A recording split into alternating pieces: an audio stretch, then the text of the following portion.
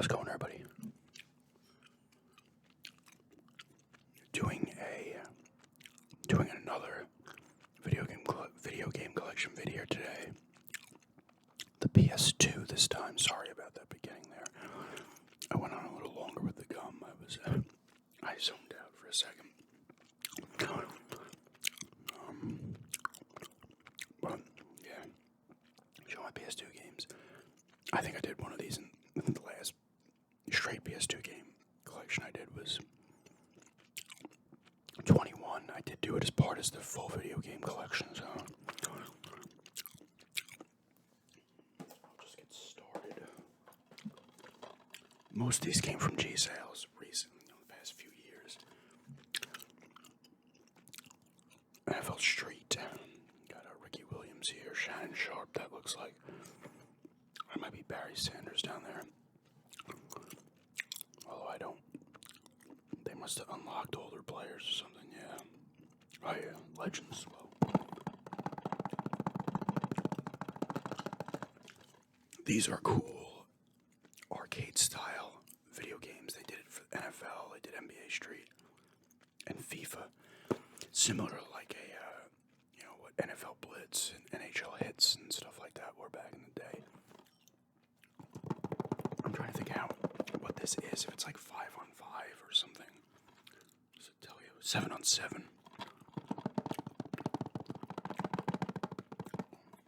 It's pretty cool. You play different like places. You play in like a beach or in the city or out in the forest, kind of mountains and stuff.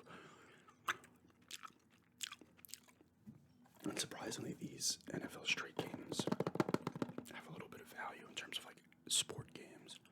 They don't make them anymore. I think they only made 3 Street games and 3 NBA Street games. Oh no, did NBA Street turn into something else? Like another kind of game it moved into, I forget. Was it NBA Ballers it became, or was Ballers its own thing? And Street became something else? I don't know. NFL Street.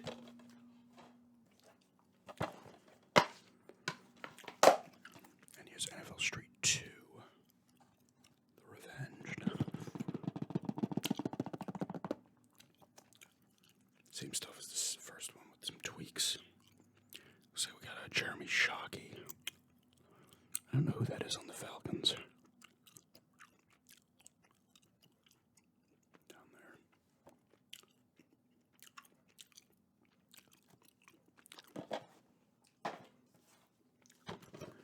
Jaws Unleashed. You are Jaws. It's just this is kind of.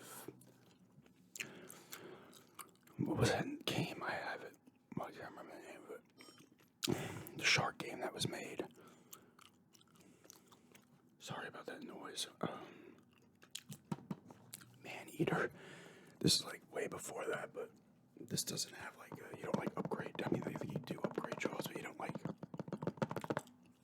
give them special abilities like different skins and stuff.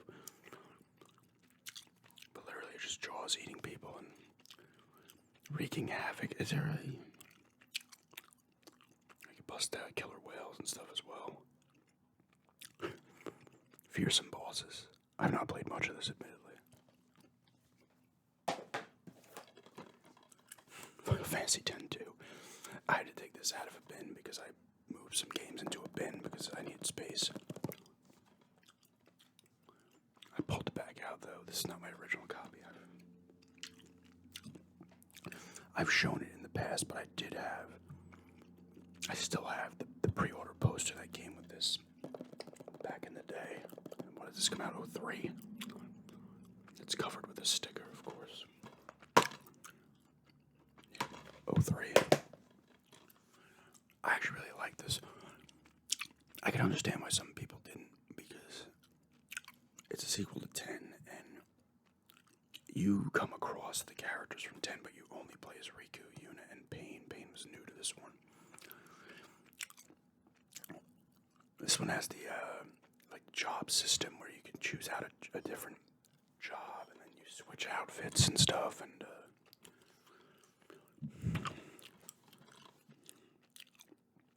you have different abilities and whatever. This one's a little more comedic. Like, you meet up with, like, Lulu and Waka are married now and have a kid. There is a special ending if you do everything the right way. You can see Titus again, Titus, whatever you want to call him. I think Kamari pops up as well, does he?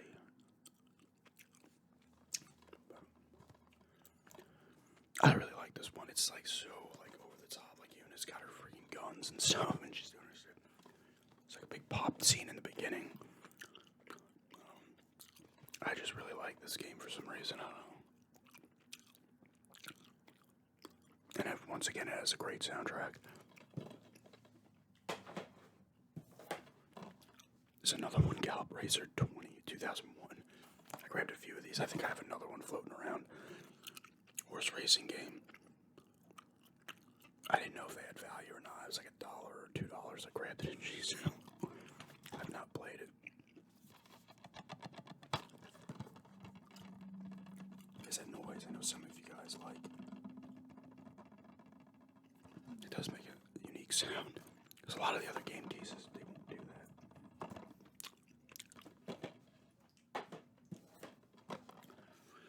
Midway Arcade Treasures 2. This one's weird. That's a garage sale as well. See how it says promotional copy, not for resale. This one I think has value. The disc is absolutely just obliterated. I don't know if you can see it. Look at him. You can see some of it's just.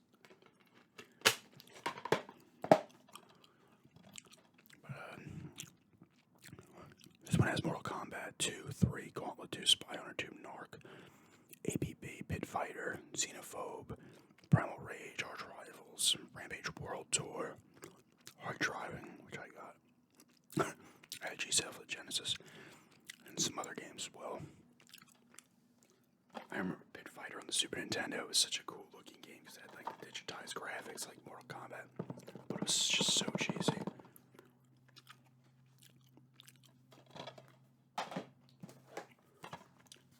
Tekken 4 fighting game. Another one I got at a G-Sale. I got this at that G-Sale. I probably did a video on it. This was 21, I believe.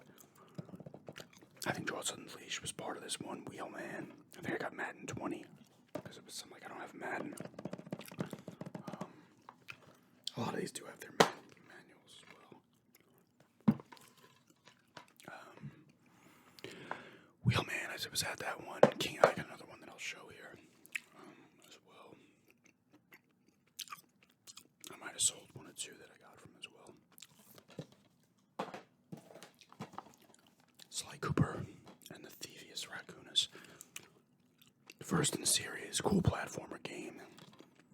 Got a Sly here and his buddy, his buddy's name. There's the hippo and the turtle. And the female fox. No wait, is she a fox? Or is she a raccoon? I think she's a fox. I could be wrong. I'm not.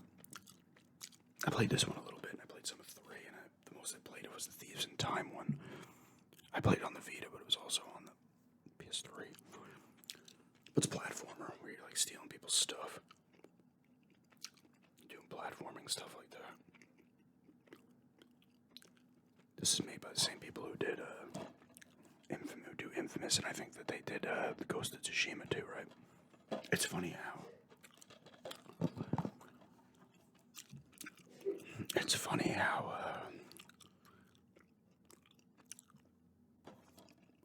these guys, this company, Naughty Dog, Insomniac, they all have their, like, Naughty Dog has their Jack and Daxter, and Crash. Insomniac has Spyro, right, and then Ratchet and Clank. I don't know if these guys have anything else before this. This is the other one that came from that garage sale, Kingdom Hearts. I just grabbed it. This game does not have much value anymore. But I need to, like, try to get into Kingdom Hearts games. I've played some of this one in the past. I've gotten this game at garage sales over the past 12, 13, actually, geez, like 14 years at this point. Probably 10 or 15 times. Like, you'll see this game, and the second one, quite a bit. But obviously, it's a blend of Disney characters, and I want to say the Final Fantasy characters show up in this at some point. It's an RPG, action RPG, is it? I don't even know. Like I said, I didn't play much of it.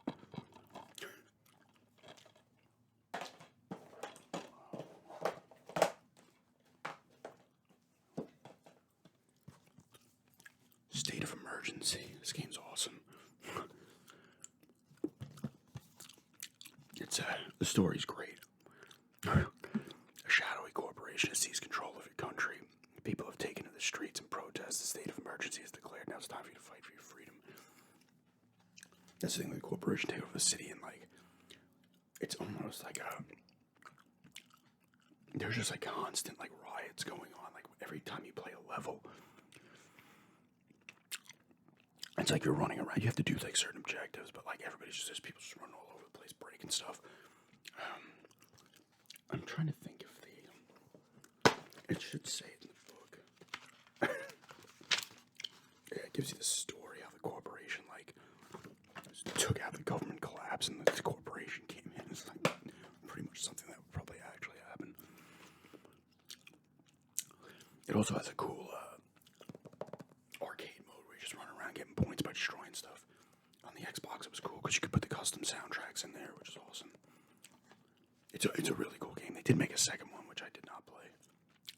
I know it did not review as well as this one. But you're trying to like get rid of the corporation. So when you do the actual story, you're doing like actual missions that like make sense. You're not just running around destroying stuff.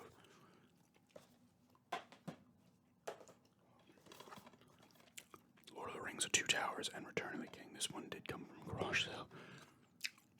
This one I got. God, this had to be maybe like 17 or 18, maybe earlier. Really cool. These were like great, actually. Movie tie-in games. You're literally, this one you're playing through the tail end of Fellowship of the Ring, and then you start doing the Two Towers stuff, and I think it ends at Helm's Deep. And then this one's a little different. You have like branching paths. You can use a lot more characters in this one. This one you can only use Aragorn, Legolas, and Gimli. This one you can use Gandalf, Legolas, Gimli, Aragorn. Yeah, it says 9 characters here. Sam, Frodo. I don't know if you use Merry and Pippin as well. But this one I'm playing through Return of the King, but it has branching paths. When you're playing with certain characters, you go like, whatever you do, what they were doing in the movie. Because this one is pretty much everybody.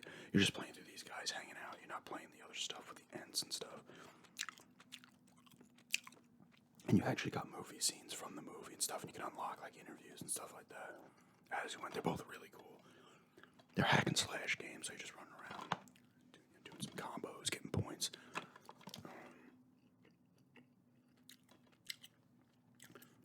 They were really well done for movie tie-in games, actually. And I know they reviewed pretty well.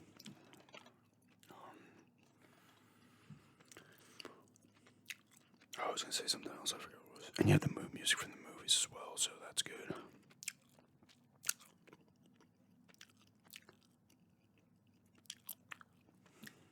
I forgot what I was going to say, but both really cool games. Final Fantasy XII is actually another G-Sale pickup. This is a little while back as well. I picked it up because like, I'm going to play this.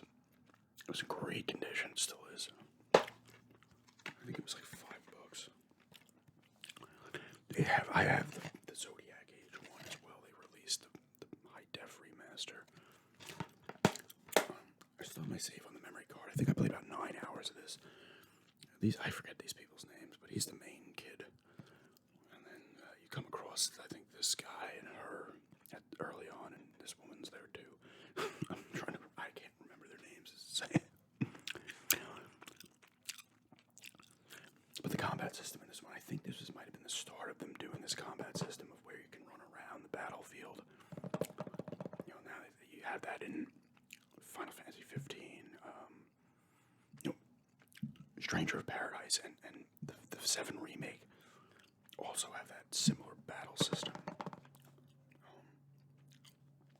This one's pretty cool. I was into it, and then I just stopped playing it. But I don't know if I want to go back to this version because I'm 9 hours in, or if I would start over on the Zodiac Age one, because I picked that one up when I was in Florida because it was like $10 at Walmart. Spy Hunter. I want to say I did a gameplay on this. I bought this one maybe a couple of years ago at the game store for $5. This might have been a launch title, or very close to a launch title for the PS. Actually, I guess it would have been the Xbox. And I want to say this might have been on the Cube too.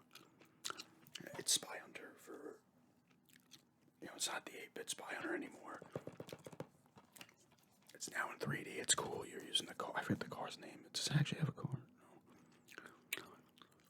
The G6155 Interceptor.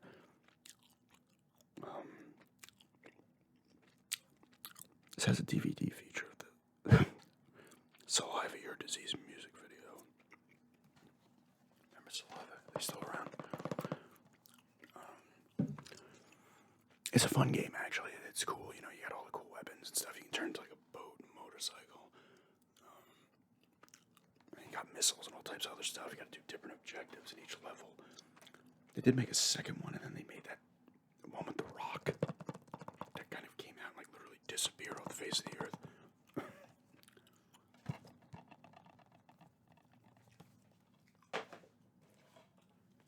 I think I got this the same time I got Spy Hunter. Mission Impossible Operation Zerm. I've not played this one. I can tell you what I got with it. I have the receipt and stuff. I did, look at that. I got it with Spy Hunter. I gotta go back to the PS2 collecting because the PS2 is arguably has the greatest game library of all time, right? It's not my personal favorite system, but if someone said it's the best system, I'm not going to get into an argument with you because you can consider it the greatest system of all time. Certainly from a sales standpoint. But they do have a lot of cheap. It's kind of like the NES, the original Nintendo. You have very expensive games. Although the Nintendo has much more expensive games, but you get like a Rule of Rose or something of that nature, a Haunting Ground. You're spending like $300-$400 for a complete copy. You can get games like this for $5. You can get games for $30-$40. So you can get in at the ground level and collect for this system and get a lot of good games for under $20, we'll say. And then if you want to start going nuts, you can start spending like over $100 or close to $100. I've not played this one yet. I want to pick it up though because it looked cool and it was cheap. It's another one of the game trading post pickups. 24 the game. Wasn't into the show, but this is another game I just grabbed that I have not messed with.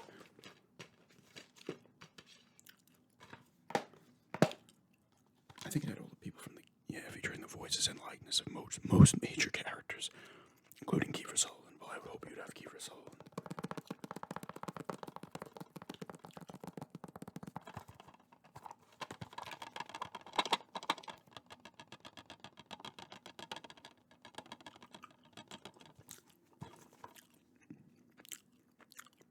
Live the untold story between seasons 2 and 3, as written by a writer from the show. That's actually kind of cool.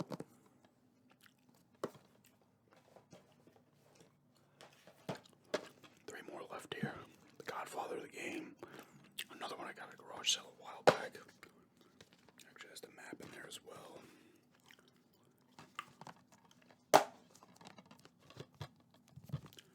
I played some of this. It's kind of cool. It's like, I think, it started over, I was just like fighting somebody in almost like I don't know, some kind of store. Kind of just a tutorial. I think you can take over parts, like a GTA, you're taking over. Well, not GTA, don't do that, but you're taking over like rival gangs or something, I don't know. While somewhat following the game. I mean the movie.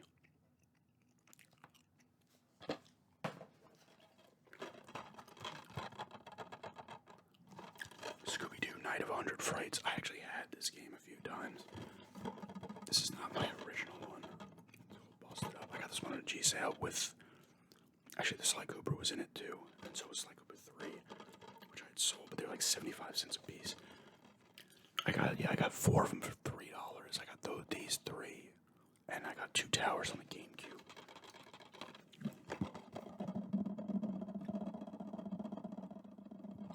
That makes the noise really well. This is a great game, actually. It's the best of those Scoobs that came out during this era. You had Mystery Mayhem and Unmasked. I think I might have did a video of one of those too. This one's fun. You use Scoob throughout, and you come across everybody else. Like, you're hanging out with Shaggy the most, but you come across Velma, Fred, Daphne. And you have enemies, the people from the shows pop up. It's got different areas you kind of go to. You gotta go to different areas. You're like on a pier at some point, a cemetery. It's been a while since I played, and you're actually running through this mansion as well. 20 classic Scooby-Doo villains. It's definitely actually really cool, this one. The other ones are decent, but this is definitely the best of those ones. And save Fatal Frame 3, The Tormented, for last. I only bought this in 2020. It's $50 new. I was going to pick up either the first Fatal Frame or the second one, because on Amazon this one was 50 and those two were, I think, $49.99 as well, new. I didn't. I was like, you know what, I'll wait. And I was like, you know what, whatever. I played enough of the original Fatal Frame. It would have been 2 that I would have gotten, Crimson Butterfly. But I didn't, and now if you look those up, they'll be like 150 new. Even this one used is selling for like over $100. Think about how crazy that is. And that was in like maybe a year later or early into 2022.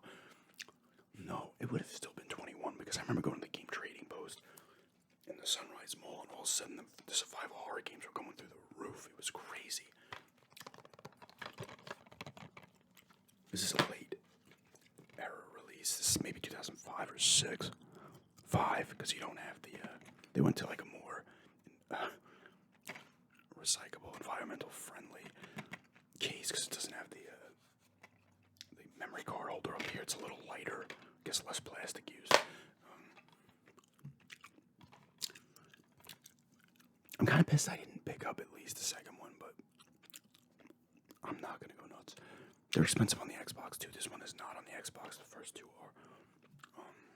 The first 3 were on this era of consoles, and then 4 was only on the Wii. And then Made in Black Border was on the Wii U, and then like 5 years later they released it on everything else. Even actually might have been longer than that.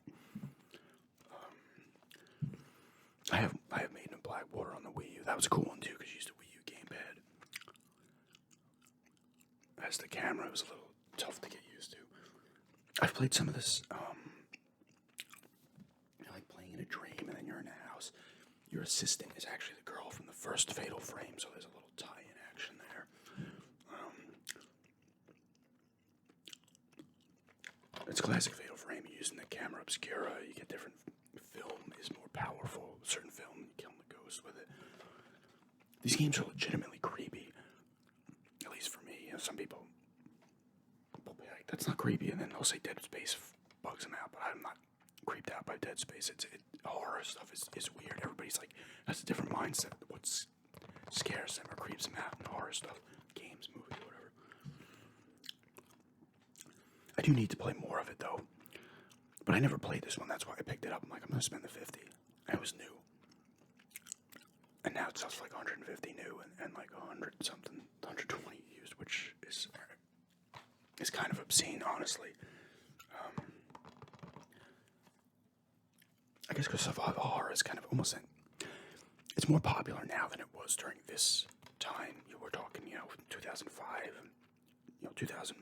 Even if you want to go back to original Resident Evil, so you're talking like, we'll talk about like its prime in terms of games, because you had horror related stuff. You can even say the first Clock Tower on the Super Nintendo, and stuff that was coming out on the PC as well.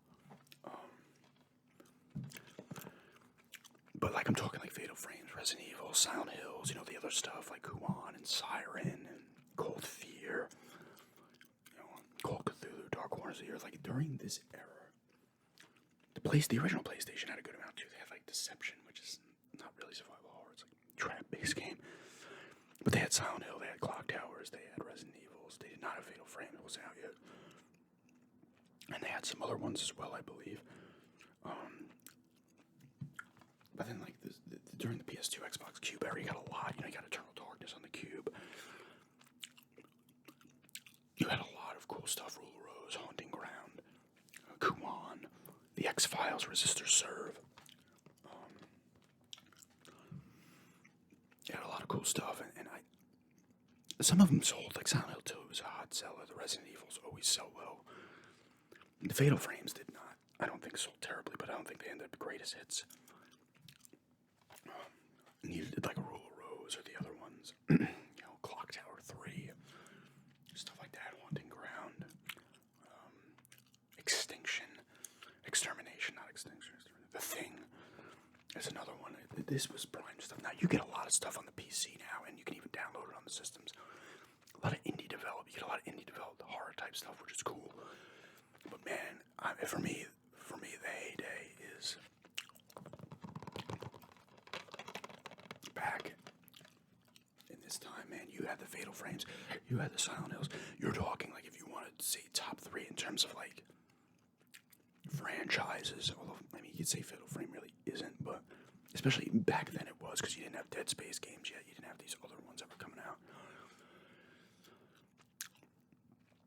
But man, you had freaking the Fatal Frames of Silent Hills, and because you had Silent Hill 2, 3, and 4 during that time, and then the PS2 got Origins and Shattered Memories. You had 3 Fatal Frames. You had, across all the systems, you had a bunch of Resident Evils.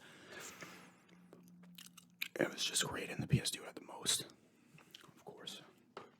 You can't go wrong with survival horror. I love it. It's probably my favorite genre. I would love to collect survival horror games, but they're so fucking expensive that I'm not going to do that. I have a good amount on the Xbox One. I got a bunch of Resident Evils. I got Call of Cthulhu. I have Evil Within 2. Those are both gifts. Thank you again. The people who got me those. I have other ones as well. I can consider the Dark Pictures games and the Quarry and Until Dawn. They're horror games. They're not. They're survival horror games actually, because you're literally trying to not get your characters killed. Because once they're gone, they're gone. They're different kinds though. That's more of a narrative-driven kind of horror type game, point and click-ish, button pressing. And then even on the Switch, I have Akai, and I have White Day, and NG, and then Deathmark on the Vita, which are graphic novel horror games. So the horror genre, we'll say, because you have your action horror, survival horror, like the narrative-driven movies, cinematic horror, we'll call The Quarry and stuff like that. And you have graphic novel horror. Pretty much, I guess. Novel horror, visual novel, not graphic, visual novel. But anyway, I was rambling on about survival horror games. But anyway, thanks for checking this out. And